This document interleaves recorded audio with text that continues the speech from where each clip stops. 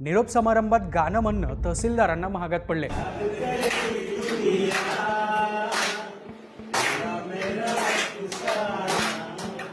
कारण या गाण्यामुळे त्यांच्यावर निलंबनाची कारवाई झाली। तर त्याचं झालं असं की उमरी तहसील कार्यालयात प्रशांत थोरात हे तहसीलदार पदावर कार्यरत होते। काही दिवसांपूर्वी प्रशांत थोरात यांची लातूरमधल्या रेणापूरमध्ये बदली झाली।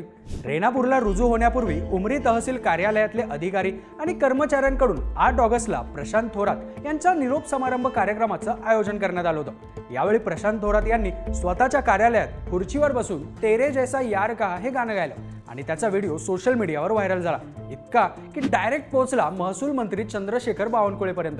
झाल्या प्रकरणाबद्दल महसूल मंत्र्यांनी नांदेडचे जिल्हाधिकारी राहुल कर्डिले यांना चौकशी करण्याचे आदेश दिले।